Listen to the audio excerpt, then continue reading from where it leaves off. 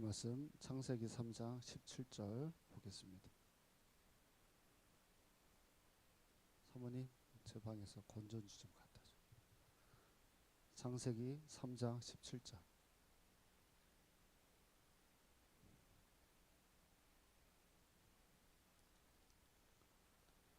자, 우리 읽어보겠습니다. 창세기 3장 17절 시작. 내가 내 아내의 말을 듣고 내가 내게 먹지 말란 나무의 열매를 먹었은즉 땅은 너로 말미암아 저주를 받고 너는 내 평생에 수고하여 그 소산을 먹으리라. 아멘. 자, 뒤에 있는 분들은 앞으로 당겨가지고 앉았으면 좋겠어요. 지금 몇 명 안 되니까 조금만 한 칸씩 더 나오시고, 저기 뒤에 최찬하고 은지는 더 앞으로 나와서 앉았으면 좋겠습니다. 자, 오늘 우리가 이제 배우는 부분이 아담의 후손과 원죄라고 하는 부분인데, 잠깐만요. 배터리가 없어서.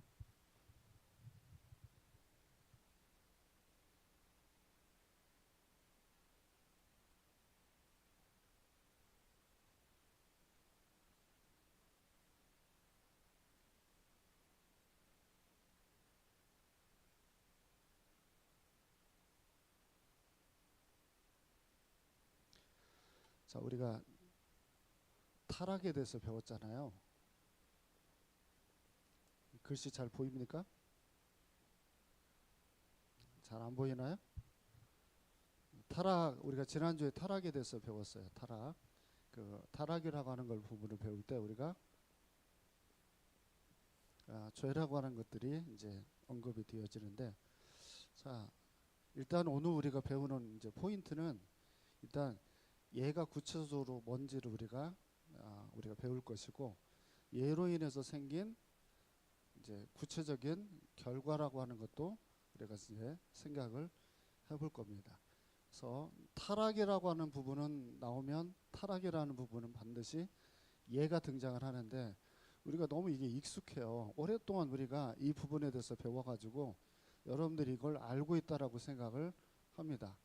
여러분 한번 설명해 보세요. 이게 뭐예요? 죄가?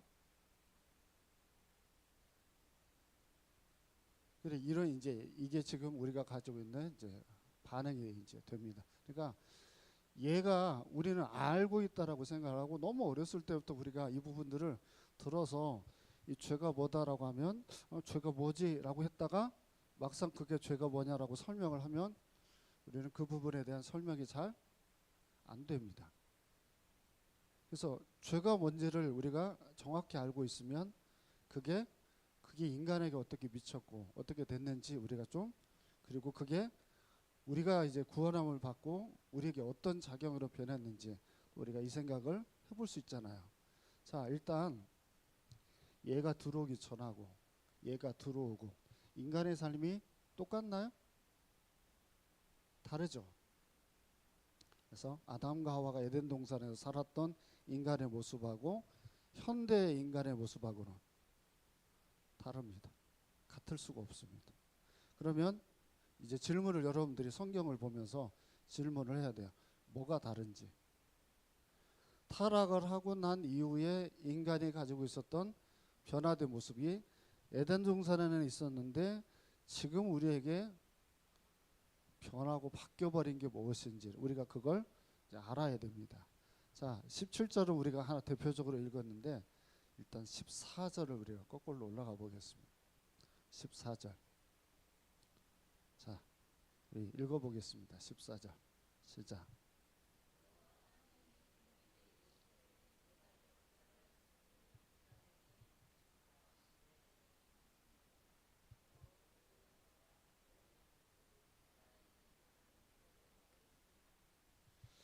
아멘. 자, 14절을 그대로 보시고, 자, 한번 저를 보세요. 이게 지금 죄가 생기고 타락을 하고 생긴 결과 중에 하나를 이제 하나님이 선포한 내용이에요. 잘 보면 이제 뱀이라고 표현을 하고, 그리고 얘가 저주를 받아서 배로 다니면서 살아있는 동안 흙을 먹을지니라 이렇게 돼 있어요. 여러분 질문 하나 해볼게요. 뱀은 다니면서 흙을 먹나요? 생태 어때요? 뱀은 흙을 먹나요, 안 먹나요? 신유는 잘 모르고 세이 뱀은 흙을 안 먹어요. 근데 왜 흙을 먹는다고 이렇게 표현했을까요? 얘가 뭐가 왔다 갔다 하죠? 다니면서 혀가 날랑날랑 하면서 어떻게 해요? 흙이 되잖아요. 그래 그 모습이 꼭 뭐처럼 보여요? 흙을 먹는 것처럼 보이지만 뱀은 흙을 먹지 않는답니다. 그래서 제가 한번 오늘 그걸 한번 찾아봤어요. 진짜 그런지 아닌지. 그랬더니 제 얘기가 지금 맞아요. 그러니까 흙을 먹지는 않지만 뱀은 다니면서 이렇게 흙을 먹는 것처럼 보입니다. 근데 이 얘기가 거기에 포인트가 있을까요? 이게 그 얘기를 포인트로 두고 있는 게 아니라 뱀으로 포장이 된 누구에 대한 저주예요? 사단에 대한 저주를 이제 이야기하는 내용입니다. 그래서 15절을 보세요. 이게 이제 가장 기독교 역사에서 가장 중요한 말씀 중에 하나죠. 읽어볼까요? 시작.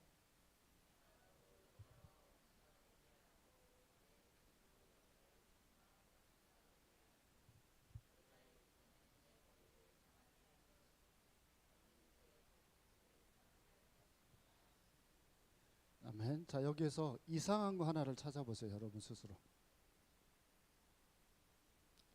가장 첫 번째 우리가 질문을 던져보았을 때 이거 조금 이상하다라고 생각할 수 있는 기독교 역사에서 한 획이 되어지는 절대로 없으면 안 되는 말씀이 창세기 3장 15절이거든요. 이거 한 절 때문에 신약의 역사가 만들어지는 내용 중에 하나가 이 15절의 내용이거든요. 뭐에 대한 얘기일까요? 여기에 가장 핵심의 포인트는 여자의 후손이라고 하는 것이 이제 포인트가 되겠습니다.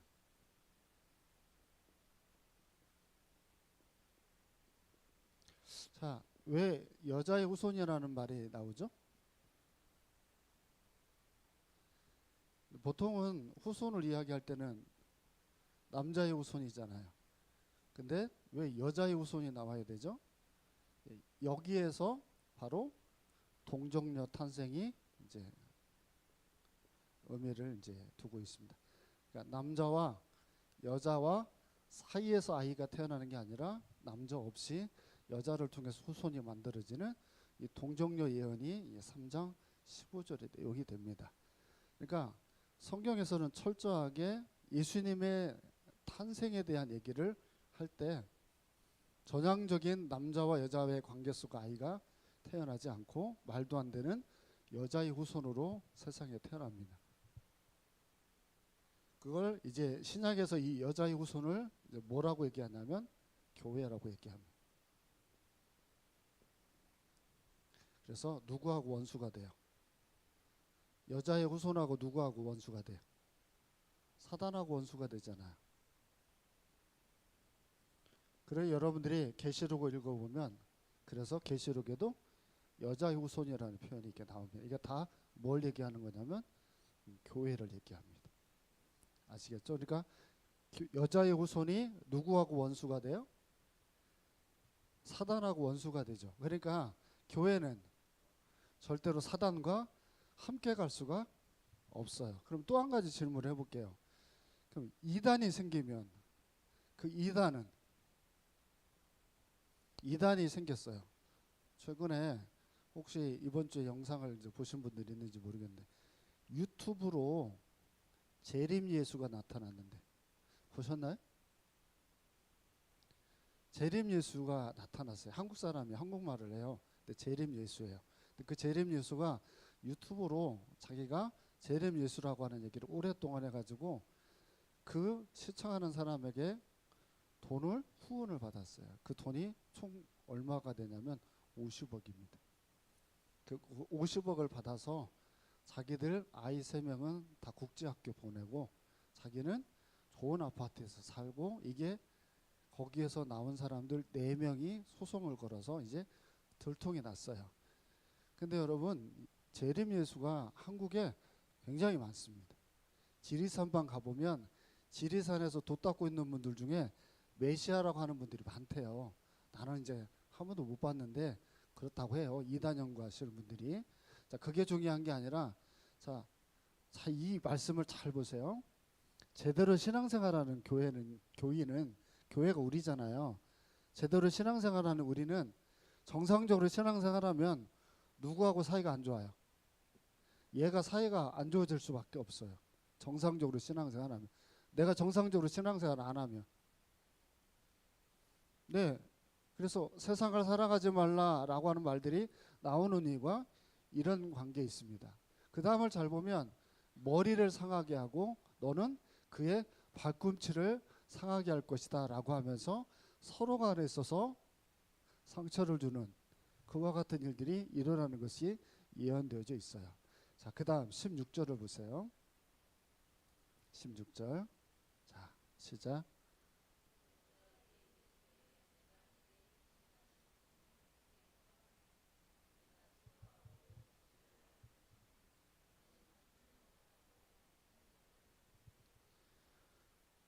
아멘. 자, 타락이 되고 유입이 돼서 생긴 두 번째. 자, 무슨 일이 벌어졌냐면 여자지요. 여자에게서 타락이 되고 죄가 유입이 돼서 생긴 변화가 지금 금방 말씀에 어떻게 돼 있나요? 이대로 치면 그때 이미 에덴 동산 안에 있는 하와는 임신을 해서 아이를 낳을 수 있었던 거예요? 없었던 거예요? 이 말씀 그대로 치면 아이를 낳을 수 있었던 거예요? 없었던 거예요? 있었던 거잖아요. 여기 뭐라고 돼 있어요? 임신하는 고통을 크게 한다고 돼 있잖아요. 그러니까 임신을 해서 아이를 낳는 건 하나님의 방식이에요. 그런데 문제가 뭐가 있냐면 고통을 크게 한다고 표현을 하고 있어요. 그러니까 굉장히 이제 임신을 해서 낳는 일이 고통이 굉장히 크게 될 거다라고 하는 얘기예요. 자, 여기 아이들을 낳으신 분들은 아시겠지만 3명을 낳고 뭐 이런 분들이 계셔요. 자, 그 아이를 낳는 그 고통이라고 하는 게 어때요? 제왕절개 빼고 여기에도 제왕절개도 여기다 숟가락을 얹어가지고 관려가지 말고 그냥 말 그대로 출산의 고통을 느껴준 분들, 이 고통을 느끼면 그 고통이라고 하는 건 남자들이 군대 가서 고생한 얘기하고 여자들이 출산한 얘기하고 막상막하잖아요. 그죠? 여자들이 모이면 항상 하는 얘기 출산에 대한 얘기를 하고 남자들은 군대 얘기를 한단 말이에요. 그래서 목사님 때는 군대를 간 사람들이 현역이고 군대를 안 가고 집에서 출퇴근을 한 친구들을 방위라고 불렀어요. 근데 이게 대학교를 가잖아요. 그럼 누가 군대 얘기를 많이 하는 줄 알아요? 방위들이 군대 얘기를 많이 해요. 현역들은 참 기가 막혀가지고 얘기를 듣고 있어요. 목사님들 중에 군대를 안 갔다 온 선생님이 출신이 있어요. 우리 김일아 권사님도 아실 텐데 학교 선생님들은 군대를 안 갔어요. 훈련만 받았어요. 그걸 무슨 TC라고 하는데 하여튼 목사님 중에 한 분이 그렇게 군대를 안 갔다 오셨어요. 근데 이분이 지금 은퇴하실 나이가 됐는데도 틈만 나면 군대 얘기를 해요. 그러면 우리가 기가 막혀 가지고 저도 말을 못해요. 우리 애차이도 취사병이어 가지고 어디 가서 군대 얘기하기가 좀 그렇거든요. 저는 뭐 했어요? 저는 군종병이어 가지고 더 저는 군대 얘기를 하면 안 되는 그런 취급을 한단 말이에요. 이런 것처럼 사람들이 모이면 여성들 같은 경우 출산에 대한 얘기를 하는데 그 고통이 더해질 때마다 뭘 생각했을까요? 이게 얼마나 무서운지를 느끼는 거죠. 출산의 고통을 보면서 남편도 저도 이제 예차이 낳을 때 사모님이 태어나서 처음으로 얼굴이 다 이렇게 뭐라 그랬죠? 태열이라고 해가지고 얼굴이 막 빨개지는 그걸 내가 처음으로 봤어요. 그래서 밖에서 저도 많이 울었는데, 자, 남자도 그걸 보면서 이게 얼마나 무서운지, 또 아이를 낳는 여자들도 이 부분에 대해서 그래서 하나님이 일부러 이게 얼마나 무서운지를 느끼게 하려고 뭘? 출산의 고통을 훨씬 더 가중을 시켰어요. 이걸 명심해야 되고 그 다음을 좀 보세요. 남편을 원하고 남편은 여자를 다스릴 것이니라 라고 하는 말이 나옵니다. 그냥 보면 꼭 종속관계처럼 설명하는 내용처럼 보입니다. 그죠? 근데 종속관계를 설명하는 내용이 아닙니다. 이거 하나를 이해를 되게 잘하면 가정이라는 데는 순리가 하나님이 만든 순리가 이게 있어야 됩니다. 그러니까 남자를 보는 눈이나 여자를 보는 눈에 있어서 이 시선을 반드시 가지고 있어야 돼. 이건 차별이나 이런 것들이 아니라 자, 잘 보세요. 가정이라는 원리를 볼 때 벌을 받았어요. 벌을 받은 인간에게 이 타락으로 인해 생긴 심판의 메시지예요. 심판의 메시지 뭐라고 돼 있어요? 여자는 뭐라고? 남편을 뭐하고? 남편을 원하고 또 남편은 너를 다스리고 이렇게 돼 있습니다. 자, 이게 무슨 말일까요? 여자는 남편을 원한다고 하는 게 여자들 입장에서 한번 얘기해 보세요. 왜 여자들은 남편을 원할까요? 여자들이 남편을 원하는 건 내가 약하기 때문에. 내가 약함을 남편을 통해서 뭐하도록? 보호받도록. 남편을 통해서 보호를 받도록 만드는 구조를 가지고 있는 게 일단 성경의 원리입니다. 또한 자, 남편이 나를 다스린다라고 하는 표현을 씁니다. 역시 이것도 뭐에 대한 얘기냐면 성경은 항상 누구에게 축복권이 있냐면 남편에게 축복권이 있습니다. 그것을 통해서 뭐 하냐면 다스리는 인도에 대한 설명을 합니다. 그러니까 남편의 보호를 받고 보호를 받은 그 사람은 또한 남편의 가정을 잘 다스리도록 또 뭐 하냐면 서포트를 해야 됩니다. 그래서 이게 누가 더 낫냐라고 하는 건 전혀 중요하지 않습니다. 성경은 이 남편은 남편의 역할을 할 수 있도록 누가 필요하냐면 아내가 필요합니다. 또한 아내는 누가 필요하냐면 반드시 남편이 필요합니다. 이 구조가 제대로 되어져 있어야 그 사이에서 태어나는 자녀들이 또 보호를 받을 수 있는 그게 가정의 순리입니다. 여러분이 잘 보면 여러분이 볼 때는 자꾸 뭐가 깨지는 것 같으세요. 가정의 질서가 깨집니다. 그러니까 해야 될 역할들이 조금씩 다른데 이걸 찾고 너무 여성이 남성이 또 남성이 여성을 하는 이런 부분들로 모두 이렇게 섞여져서 가려고 하는 성향들을 가지고 있는데 여러분 보세요. 왜 이렇게 남자는 논리적일까요? 이건 뭐 100이면 100 모든 남자들은 다 논리적입니다. 장례식이 터졌습니다. 딸만 3명 있는 집. 자, 장례를 어떻게 치를까요? 울기만 합니다. 이게 울다가 판이 끝납니다. 이거 어떻게 돌아가야 될지를 모릅니다. 이때 감정이 없는 것 같은 로봇 같은 남자들이 딱 나타나서 뭐 하냐면 이때는 뭐 하고 저때는 뭐 하고 뭘 하고 뭐 하냐면 이걸 합니다. 그래서 장례가 돌아갑니다. 최근에 목사님도 장례를 이렇게 치렀지만 우리 이제 큰 처남하고 이제 둘째가 있고 이제 장남이 사모님이에요.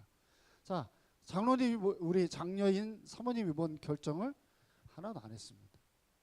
큰 처남이 모든 것들을 결정하고 또 이제 국권사님 돌아가시기 전에는 큰 처남이 저하고 이제 상의를 나누고 뭐 이렇게 좀 한 이유가 뭐냐면 자, 분명히 남자들도 눈물 흘리죠.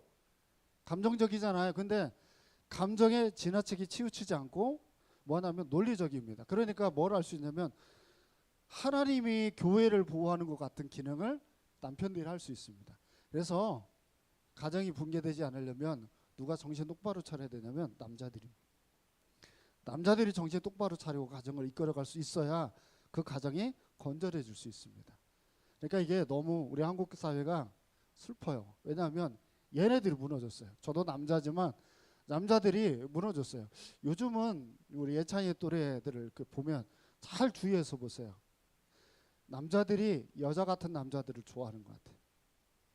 그러니까 애들이 좀 답답할 정도로 너무 그와 같은 성향들을 좋아하는 약간 중성적인 남자들을 원하는 시스템이 되는데 이게 여러분 주위에서 생각해 봐야 됩니다. 왜 이 사회가 그런 사람들을 원할까?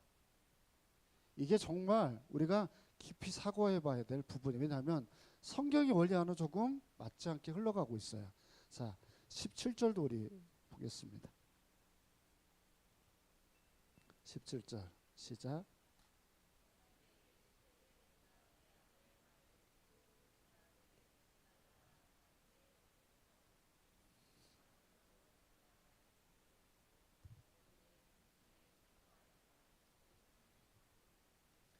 아멘. 이제 사연이죠. 가정을 이제 가정도 이제 벌을 받았고 그 다음에 땅입니다. 이 땅이 벌을 받는데 잘 보세요. 우리가 먹고 살려면 땅을 어떻게 해야만 됩니까? 우리가 먹고 살려면 18절도 띄워줘 보세요. 18절. 자, 시작.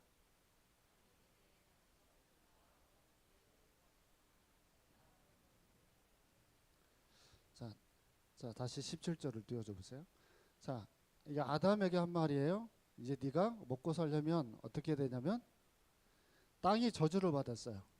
땅이 저주를 받았는데 내가 저주를 받은 그 땅에서 내가 먹고 살아야 돼. 그래서 뭐 해야 되냐면 반드시 수고를 해야 돼요.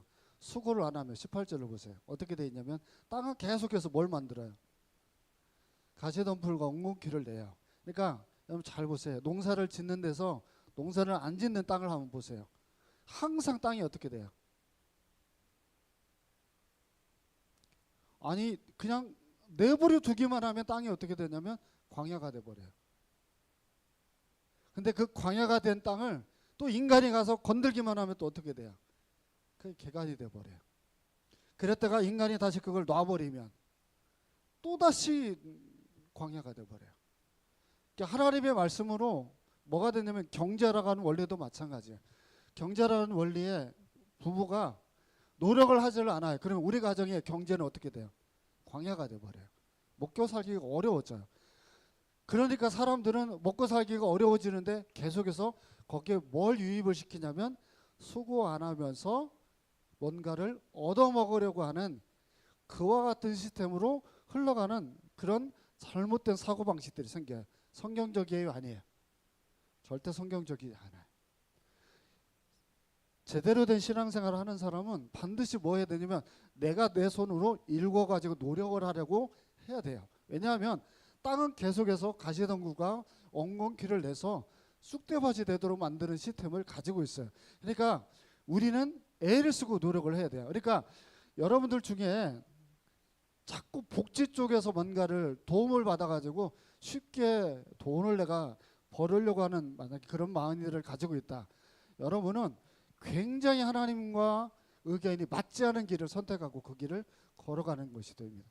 물론 형편이 너무 안 돼서 사회적으로 도움을 받는 그런 일들이 생길 때는 우리가 해야 되지만 그렇지만 그걸 쫓아서 우리들의 흘러가는 방향으로 가는 건 주님이 우리에게 주신 메시지와 맞지 않습니다.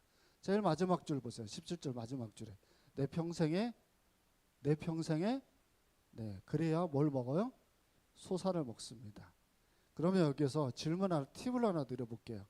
하나님 우리를 인도해요. 하나님 우리를 인도해요. 그러면 그 하나님의 인도는 항상 방향성이 어디 있을까요? 하나님이 우리를 인도해요. 그러면 하나님 우리를 수고하는 열매를 맺도록 우리를 인도하시겠죠.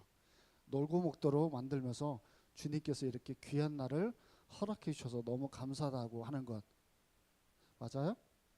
틀린 겁니다. 그러니까 얼마를 우리가 벌면서 살게 될지 모르지만 청년의 때에 우리들이 수고하고 노력을 해서 결산을 얻는 그런 삶의 마인드를 늘 가지고 살아야 됩니다. 이게 타락을 해서 생긴 결과들입니다. 이건 여러분이 죽을 때까지 이건 모두 여러분에게 일어날 수밖에 없는 일입니다. 이런 걸 신학용어로 뭐라고 그러냐면 이제부터 잘 이제 적어 놓으세요. 예, 죄의 보편성이라고 하는 이제 전문 용어로 이제 이 말을 씁니다. 죄의 보편성이라고 하는 말을 이제 그 다음 단계로 보겠습니다. 자, 뭐냐면 태어난 모든 인간들에게는 죄가 있어요, 없어요? 태어난 모든 인간들에게 죄가 있다고 하는 걸 세상 사람이든 교회를 다니는 사람이든 모두 인정하죠. 이걸 죄의 보편성 이렇게 얘기합니다. 그런데 세상과 우리가 주장하는 게 조금 다릅니다. 자, 죄라고 하는 것에 대해서 왜 모든 인간들에게 다 똑같이 그 죄가 있게 됐을까 했을 때 진화론자들은 제가 지금 한 3주 정도 이거 설명하는 것 같은데 진화론을 주장하는 사람들은 이 죄가 왜 생겼다고 그러나요?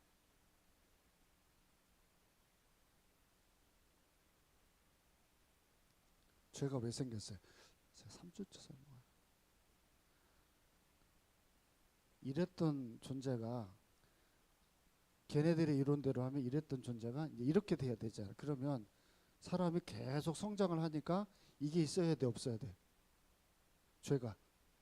얘네들 말대로 하면 없어야죠. 근데 그게 생겼어요. 그러면 얘네들 입장에서는 뭘 얘기해야 돼요? 덜 성장했다고. 그래야 되겠죠? 그렇지 않고서는 안 되겠죠. 그러니까 인간으로 탈바꿈이 돼서 진화되어져 가지만 아직 진화되어지 못한 그 속에서 생기는 게 죄라고 하는 설명을 하지만 가장 진화론자들이 이걸 쉽게 설명을 사실은 잘 못합니다. 그 다음에 이제 보통 얘기하는 게 이제 가장 이제 일반적인 저 세상에서 머리 좀 굴린다고 하는 분들의 가장 많이 얘기하는 게 뭐냐면 이 지식의 결여 부분입니다. 지식이 부족해서 죄를 짓는다. 이제 이렇게 많이 얘기를 합니다. 그래서 이렇게 주장하는 사람들은 강하게 뭘 주장할까요? 교육을 주장하겠죠?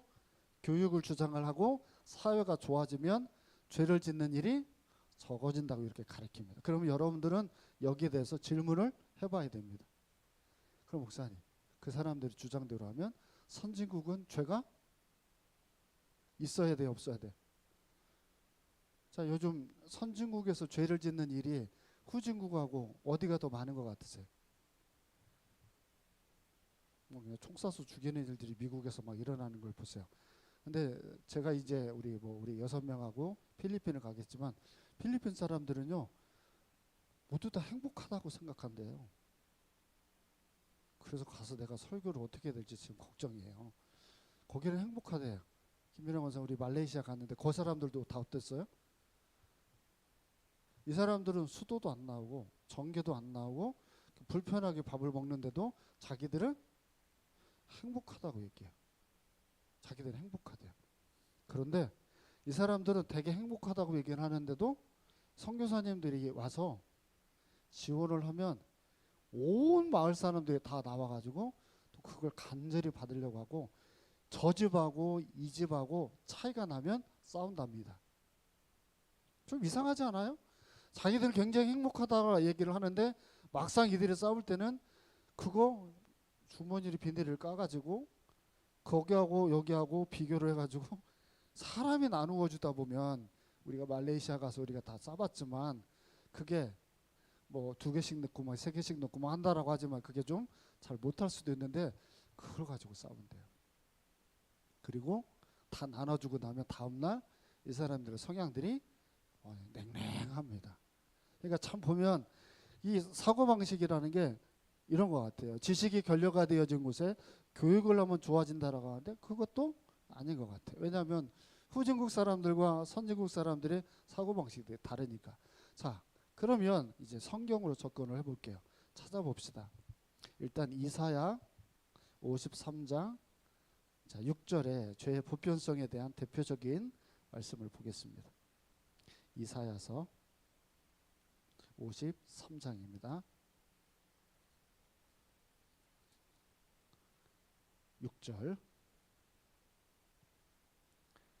자, 읽어보겠습니다. 시작.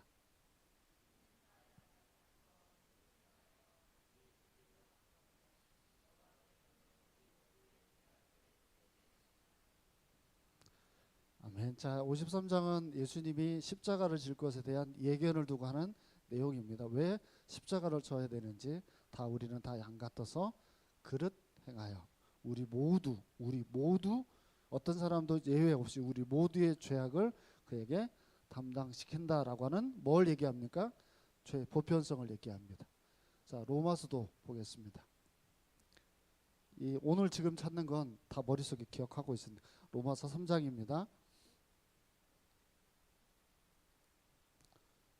이건 좀 성경책을 펼쳐서 한번 보세요. 3장 10절. 로마서 3장 10절. 자, 읽어볼게요. 시작.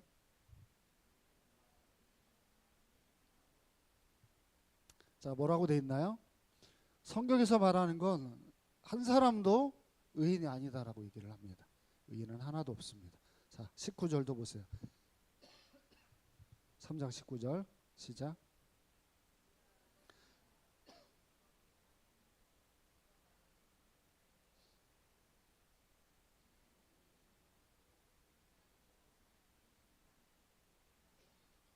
아멘. 온 세상으로 하나님의 심판 아래 있게 함이라 이렇게 되어 있습니다. 그래서 성경은 모든 인간 한 사람을 제외 없이 모두 다 죄를 가지고 있다라고 하는 설명을 지금 하고 있습니다. 한 절 더 볼게요. 3장 23절.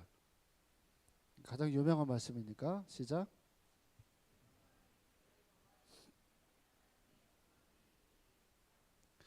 아멘. 모든 사람이 죄를 범하여서 하나님의 영광에 이르지 못한다라는 얘기를 합니다. 그러면 여러분의 집에 이렇게 죄를 지은 인간, 죄를 사함받지 못한 인간이 있나요, 없나요?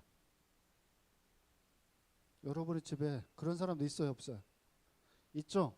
그 사람들에게 여러분 죄는 단 한 번도 떠난 적이 없습니다.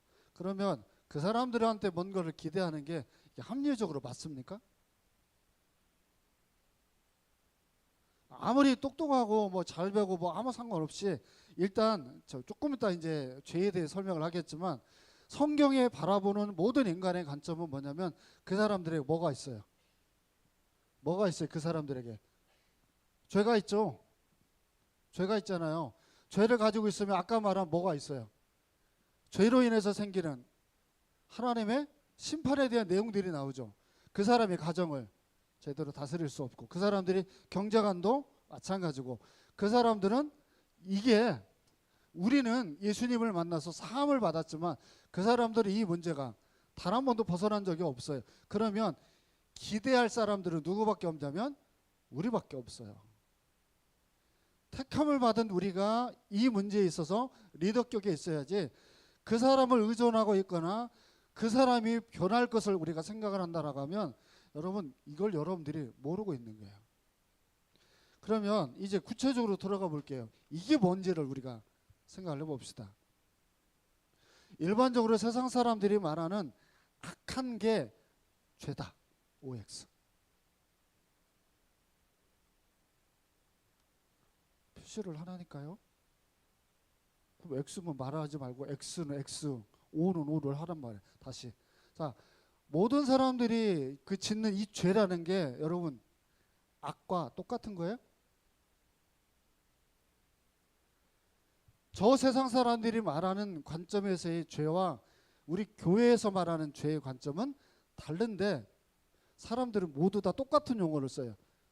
죄인이라는 말을 쓰고 죄에 대한 말을 하니까 여러분들이 거기에 대해서 헷갈립니다. 흔히 가장 많이 여러분이 알고 있는 죄하면 어떤 의미를 가지고 있어요? 가장 첫 번째. 이건 여러분들은 다 알고 있는 거니까. 죄가 무슨 뜻이에요? 죄. 화를 딱 쏘면 관역에서 빗나가다. 이게 가장 첫 번째 여러분이 이게 주일학교 때나 이제 들어봤던 학생 때나 배우는 관점이죠. 그래서 죄라고 하는 게 무엇인지를 모르지만 죄를 가지고 있는 인간은 절대로 하나님이 원하는 방향을 볼 수 없습니다. 근데 그 사람을 앉혀놓고 그 사람이 우리를 가르쳐요. 만약에 이제 교회를 안 다니는 그분이 우리에 대해서 향방을 정해줘요.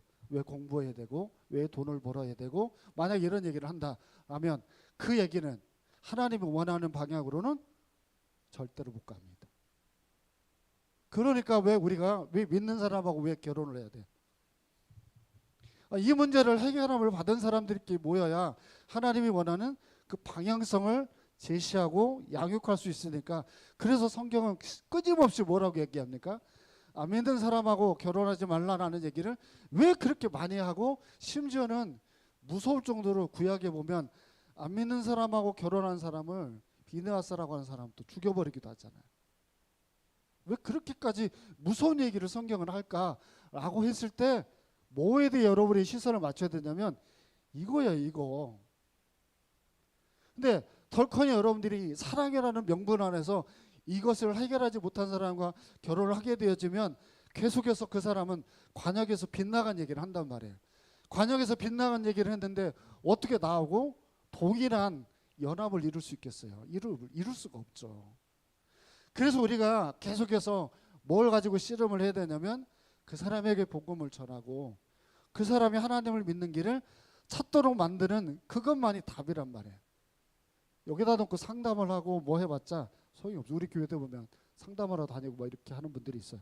그래서 제가 그분들에게 물어봤어요. 그래서 달라진 게 뭐냐? 없대요.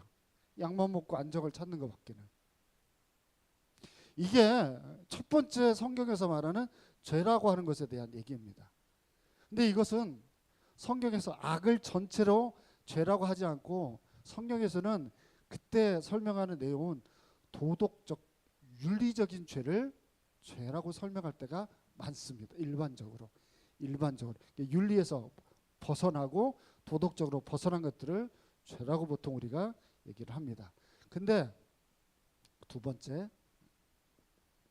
관역이라고 제가 써놓을게요. 두 번째는 뭐냐면 반역입니다. 그러니까 죄라고 하는 말이 있을 때는 성경이 언급하는 죄가 뭐냐라고 했을 때 그건 하나님에 대한 반역. 반드시 꼭 얽고 넘어지는 게 뭐냐면, 끊임없이 이 죄가 유입이 되면 뭐 하냐면 하나님의 말씀 앞에 반역을 일으킵니다. 안 들으려고 하고 불순종을 하고, 그리고 적극적으로 율법을 거부하고 그런 형태들을 띱니다. 그러니까 하나님의 말씀에 자, 안식일을 거룩히 지켜라. 그러면 보통은 죄를 이긴 자들은 뭐 하냐면 아멘을 합니다. 근데 그걸 이기지 못한 자들은 거기에 대해서 자꾸 뭐 하냐면 토를 답니다. 이게 뭐가 유입이 된 거예요? 죄를 졌다고 하는 거예요.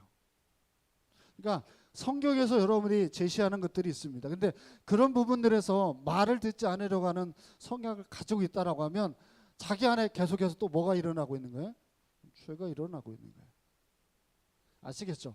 그러니까 이 죄에 대해서 우리가 생각을 할 때 특징적으로 항상 보면 이 반역이라는 말에서 우리가 알 수 있는 것처럼 죄를 짓게 되면 누구하고 사이가 안 좋아진 거예요? 하나님이나 또는 하나님의 뜻이에요. 자, 그러면 이거 하나 가지고 잘 생각해 보세요. 내가 요즘 죄악된 삶을 살지를 않아요.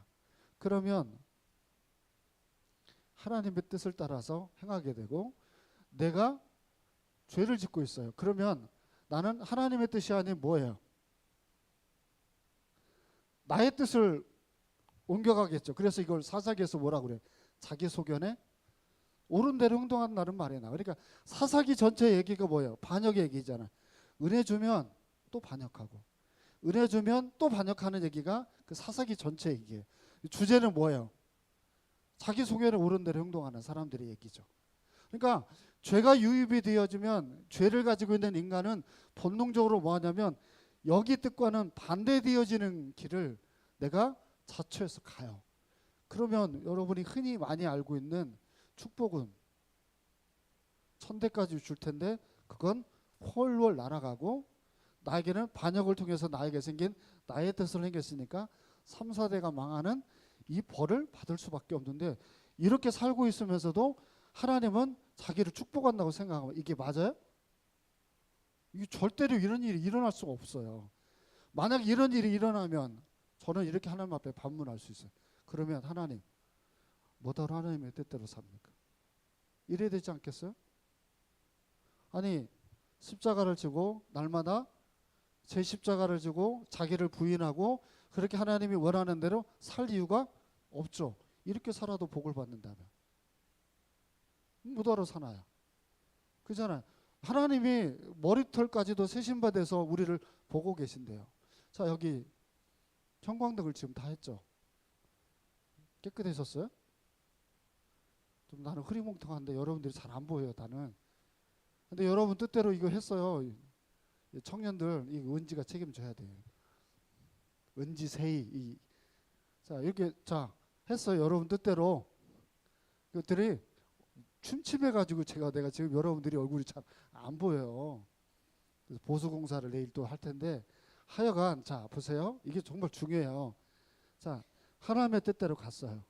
자 그랬더니 이번 주일날 우리가 필리핀을 가요. 그분 뜻이 2년 전에 우리에게 주셔서 그냥 기도하면서 거기를 달려오면서 어떤 분들이 순종하고 헌금하고 뭐 그러면서 우리가 따라왔더니 어디까지 왔냐면 그분이 원하는 자리까지 우리가 봤어요. 이게 이렇게 됐는데 자 결과물로 내가 뭔가를 얻지 못했어도 지금 이 길을 가고 있어요. 그러면 자꾸 자기 자신에게 뭐라고 얘기해야 돼? 나는 지금 축복받고 있는 거예요. 이게 약속이잖아요. 하나님이 우리에게 한 약속이 뭐냐면 언약이 뭐냐면 주님의 뜻대로 가면 그분은 우리에게 반드시 축복을 준다고 그랬잖아요. 그죠? 그렇지 않은 길을 가면 지금 탄탄대로로 가고 있어도 축복이 아니에요. 성경의 약속이잖아요. 또 한 가지 한 절만 더 시간은 같지만 하나만 더 봅시다. 마태복음 15장 19절 한번 보세요. 마태복음 15장 19절. 예수님이 직접 하신 얘기 하나를 우리 보겠습니다. 시작.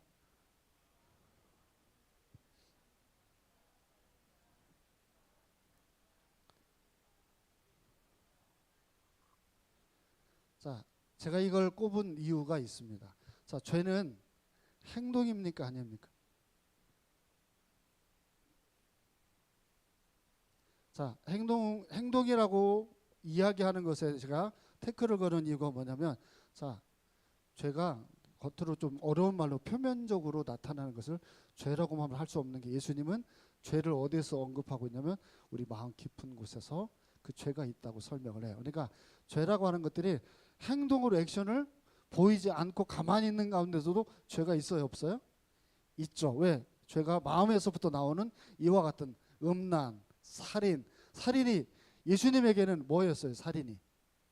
예수님이 생각하는 살인은 어디부터 출발해요? 다른 사람을 보고 라가라고 하는 게 살인의 시작이죠. 다른 사람을 미워하고 말하기 시작하는 게 살인의 시작이라고 설명을 해요.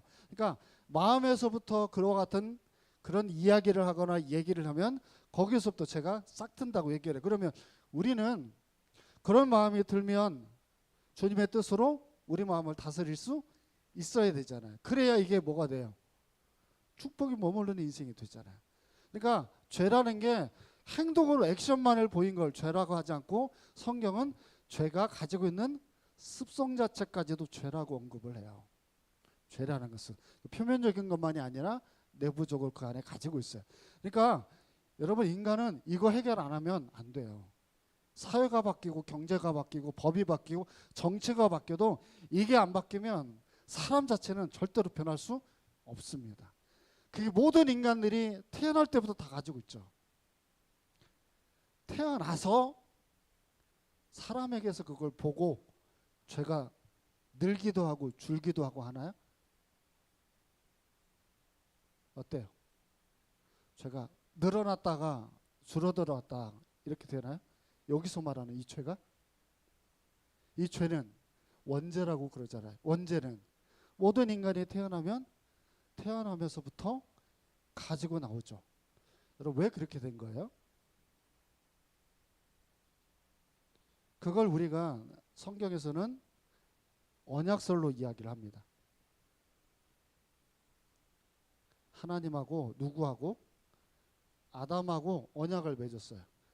얘를 인류의 대표로. 그래서 얘가 지은 죄를 누가 지은 것으로?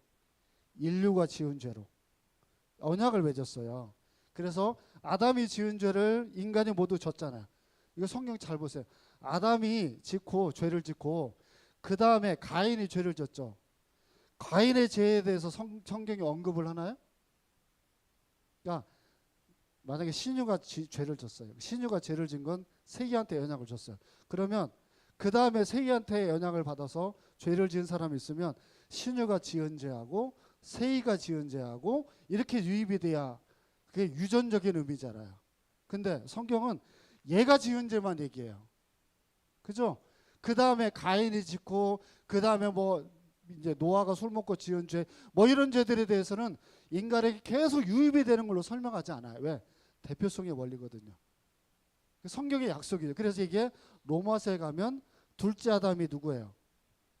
예수님이 돼서 그 예수님과 또 하나님과 언약서를 맺어서 예수님을 믿는 모든 자는 뭐가 사함받아요? 죄가 사함받는 걸로 얘기를 해요. 아시겠죠? 자, 빨리 설명을 했지만 이런 구조를 가지고 있어서 성경은 무슨 일이 있어도 여러분의 죄를 사함을 하려고 하고 사단은 그 길을 못 가게 만드는 거예요. 계속해서 그 길을 못 가서 계속 그 안에 이 심판의 이 황망한 이 세상에 계속 머물러서 살아가도록 만들어요. 근데 점점 이 나라에 그렇게 죄에서 사함받지 못한 사람들이 점점 늘어나니까 우리나라를 볼 때 비전 있는 나라로 보기는 대단히 앞으로 어렵죠. 정말 우리가 왜 어린아이들에게 복음을 전하고 우리 다음 세대에게 해야 되느냐라고 하면 이 문제가 인간에게 미치는 영향은 말도 못할 만큼의 크기 때문입니다. 자, 오늘도 이 말씀 기억하시고 남은 한 주 승리하시기를 바랍니다. 기도하겠습니다. 살아계신 아버지 하나님, 이 땅에 태어난 모든 인간들에게는 죄를 가지고 있고 그 죄가 사함받지 않고는 인간에게 소망이 없음을 배우게 됩니다. 이 자리에 참석한 자들에게 이 은혜가 있으니 함구하지 않고 나아가서 정말 하나님 자신의 가정과 직장 안에 정말 이 귀한 삶을 얻지 못하고 살아가는 이들에게 시급하게 복음을 전할 수 있는 현명한 자들 되게 하여 주옵소서. 거룩하신 예수님 이름으로 기도합니다. 아멘. 하늘에 계신 우리 아버지여, 이름이 거룩히 여김을 받으시오며 나라의 마옵시며 뜻이 하늘에서 이룬 것 같이 땅에서도 이루어지리이다. 오늘날 우리에게 일용할 양식을 주옵시고 우리가 우리에게 죄 지은 자를 사하여 준 것 같이 우리 죄를 사하여 주옵시고 우리를 시험에 들게 하지 마옵시고 다만 악에서 구하옵소서.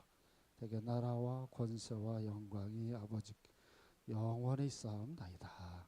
아멘.